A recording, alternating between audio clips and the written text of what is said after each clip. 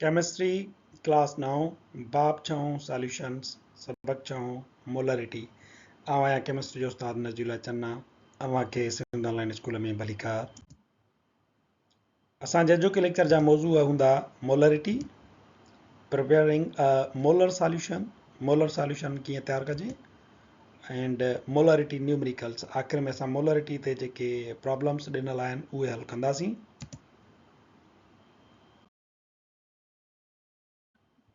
Molarity number of moles of solute dissolved in 1 dm cube or liter of the solution।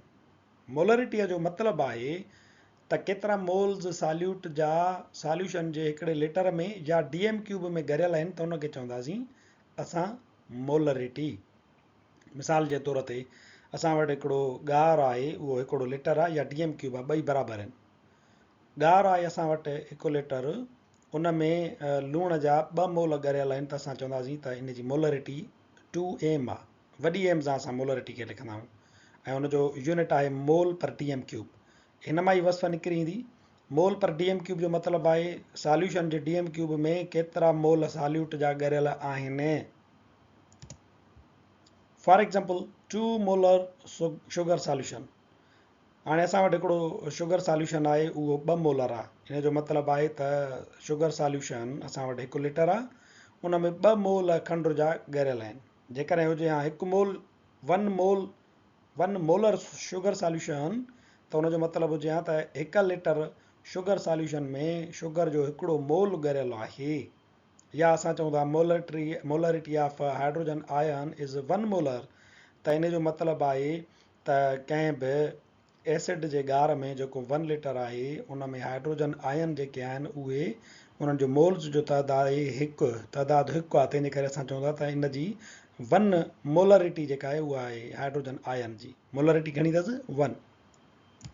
फार्मूलो असां जेको इस्तेमालु कंदासीं उहो इन जी डेफिनेशन मां ई हिन मां ई निकितल आहे। मोल पर डीएम क्यूब लिखियो पियो आहे त मोलरिटी खे असां हिनखे फार्मूले में आणियूं त थी वेंदो हीअ खणूं था number of moles of solute dissolved in 1 litre of dm cube or solution. जेकॾहिं 1 लीटर न आहे ॾिनल त असां लिखंदासीं सिर्फ़ु volume of solution in dm cube जेतिरो बि ॾिनल आहे।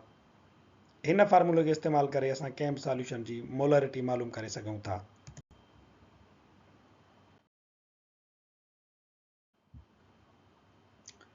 मोलरिटी जो फार्मूलो साॻियो ई आहे, number of moles of solute divided by volume of solution in dm cube. कॾहिं कॾहिं असांखे मोलरिटी जो फार्मूलो ईअं बि नज़र ईंदो, mass of solute divided by molar mass of solute divided by volume of solution in dm cube. हाणे हीअ जेको आहे mass of solute divided by molar mass of solute, इहो असुल में number of moles of solute जे बराबरि आहे।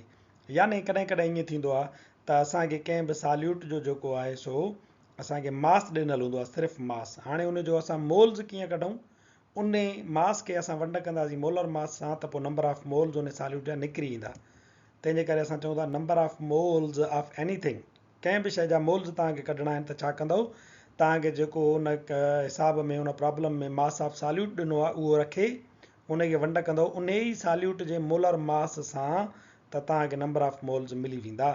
त तव्हांजो फार्मूलो साॻियो ई इस्तेमालु थींदो।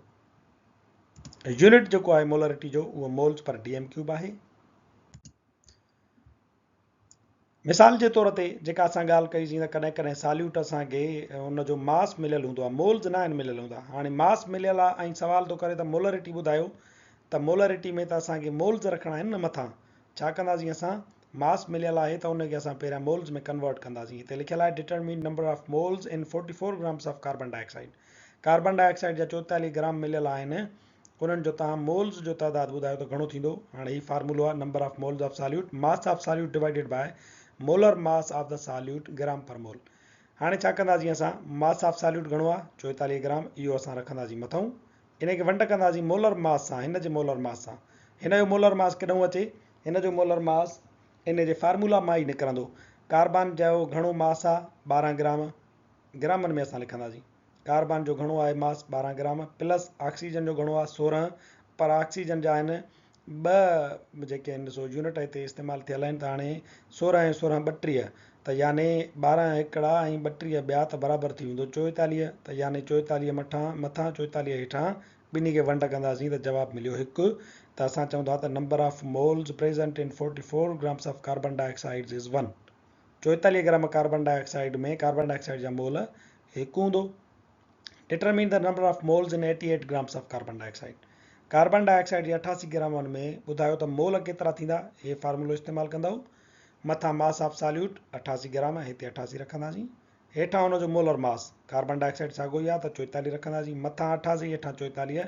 असां हिननि खे जेॾीमहिल जो वंड कंदासीं त जवाबु मिलंदो 2।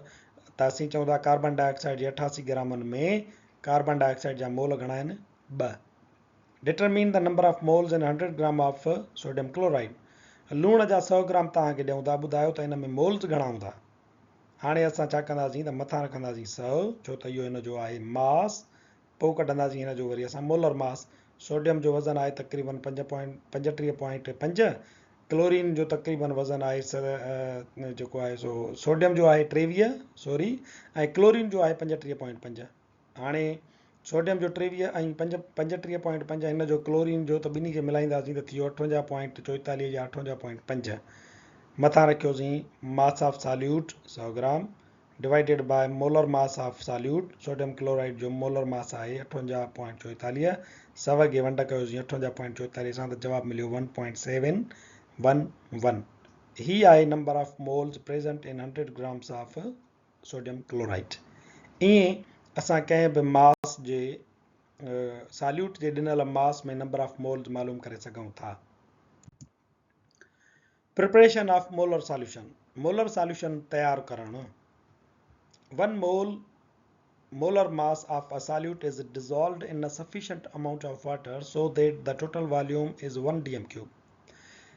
कंहिं बि सॉल्यूट जो असां 1 मोल खणी करे पाणीअ जे एतिरे मिक़दार में ॻारियूं जो टोटल वॉल्यूम सॉल्यूशन जो वञी थिए dm क्यूब, त इन खे असां चवंदासीं 1 मोलर सॉल्यूशन। मोलर सॉल्यूशन तैयार करण जो तरीक़ेकार इहा आहे त पहिरियां असां छा कंदासीं, जो कंहिं बि शइ जो असां हिकिड़ो मोल हिन में दाख़िल कंदासीं। हीअ मेयरिंग फ्लास्क आहे जंहिं ते निशान लॻल आहे त हेसी ताईं इहो 1 लीटर पूरो थींदो या 1 dm क्यूब पूरो थींदो। हाणे असां हिन में छा कयोसीं, मिसाल जे तौर ते 1 मोल विधोसीं सोडियम क्लोराइड जो। हाणे सोडियम क्लोराइड जो 1 मोल कीअं विझूं, सोडियम जो वज़न कढंदासीं 23, वरी क्लोरीन जो वज़न कढंदासीं 35.5। 35.5 ऐं 23 बराबरि थी वियो 58.5। त 58.5 ग्राम लूण जा तोरे हिन में असां अंदरि विधोसीं त इहो थी वियो हाणे 1 मोल ऑफ सॉल्यूट, यानी लूण जो 1 मोल। हाणे असां हिन में विझंदासीं पाणी विझी करे अधु भरियोसीं, इन खे मिलाईंदासीं, मिक्स थी वियो सही तरीक़े सां। त पोइ एतिरो पाणी हिन में विझंदा वेंदासीं जो टोटल सॉल्यूशन अची करे हेसी ताईं पहुचे। हाणे असांजो इहो थी वियो 1 मोलर सॉल्यूशन। इते असां लूणु खयोसीं, इते खंडु बि खणी सघिजे थी, इते बेंज़ीन बि खणी सघिजे थी, इते कार्बन डाइऑक्साइड बि खणी सघिजे थी, को बि सॉल्यूट खणी सघो था। पर जेकॾहिं तव्हां हुनजो 1 मोल विझोसि था ऐं तव्हां सॉल्यूशन ठाहींदा 1 लीटर था वञी करे पूरो कयो त तव्हां 1 मोलर सॉल्यूशन तैयार कयो आहे। For example prepare 1 molar solute of sodium chloride in 1 dm cube. ही जेके स्टेप्स आहिनि उहे असांखे कंसीडर करणा पवंदा। हाणे छा कंदासीं, असां सोडियम क्लोराइड खे उनजो असां कढंदासीं मोलर मास। सोडियम जो वज़न आहे 23, क्लोरीन जो आहे 35.5, हिन जो वज़न ॿिन्ही खे असां जोड़ कयोसीं त मिलियो असांखे 58.5 ग्राम पर मोल। हाणे असां छा कंदासीं, 58.5 ग्राम जेके आहिनि उहे तोरींदासीं। उहे तोरे पोइ हिन में विधोसीं, पाणी विधोसींसि, मिलायोसींसि, पाण में मिली वियो। एतिरो पाणी विधोसींसि जो वञी करे 1 लीटर थियो। त इहो तव्हांजो 1 मोलर सोडियम क्लोराइड जो सॉल्यूशन तैयार आहे। प्रॉब्लम्स आहिनि असांजे किताब में ॾिनल। एग्जाम्पल 6.5 ॾिनल आहे त 20 grams of salt is dissolved इन 500 cm cube of solution. Solution J 500 cm cube में यानी अध लीटर में 20 ग्राम लूण जा ॻरियल आहिनि। हाणे ॿुधायो त हिन जी मोलरिटी छा थींदी। मोलरिटीअ जो फार्मूलो आहे mass of solute in grams divided by molar mass of the solute into 1000 divided by volume of solution. Data in g कढंदासीं असां त ही चारई शयूं असांखे हिन दर्जे मां मालूम करणियूं आहिनि, चारई शयूं दर्जे मां मालूम करणियूं आहिनि। हाणे ही डिजिट ॾिनल आहे, इहो हिन मां मालूम करण जी ज़रूरत कोन्हे का।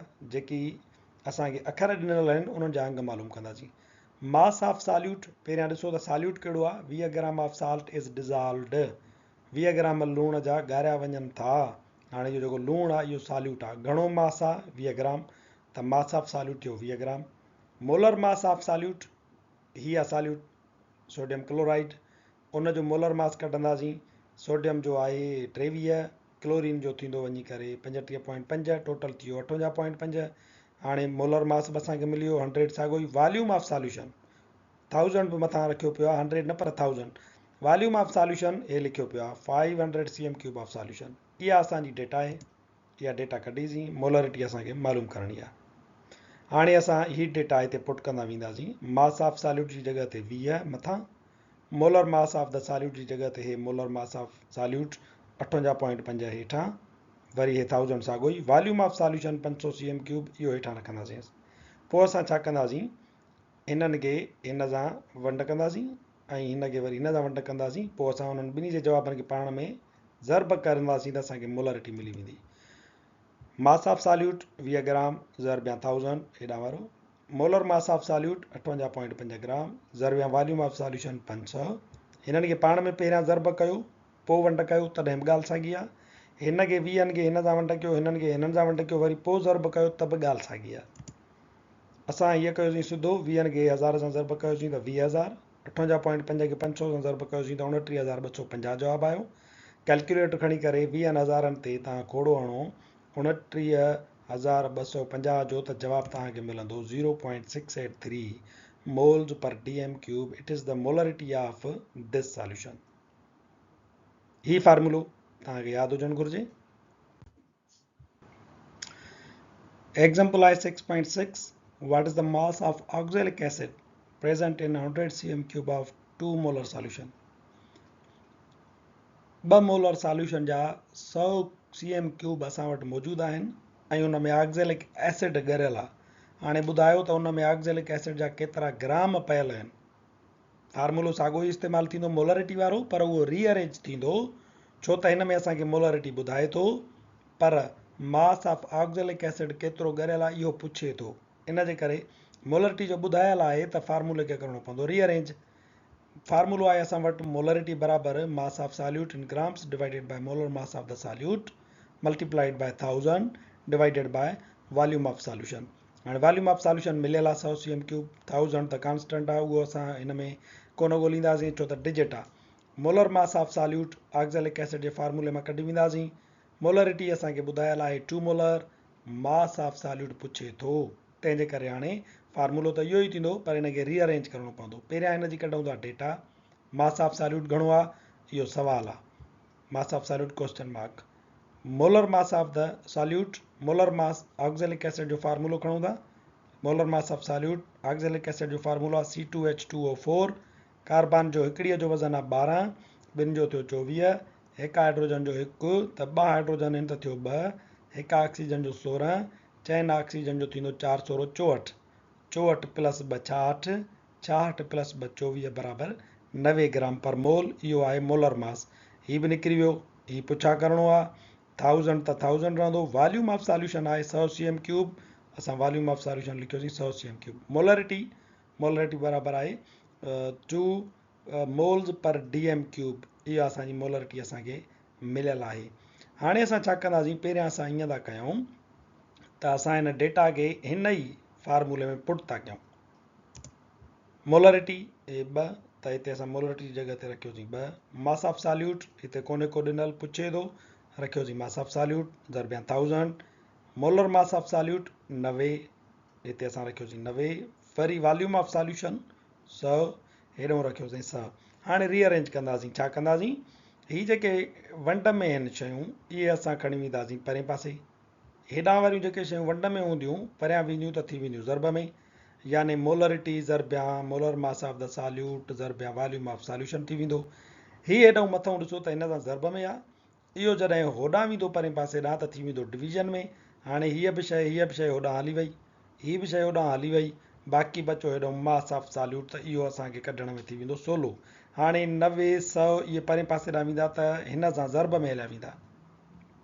1000 परे पासे ॾांहुं वेंदो त हिननि टिनी सां वंड में हलियो वेंदो, हीअ हेॾे अकेलो बचंदो। इहो थियो रीअरेंजमेंट ऑफ दिस इक्वेशन।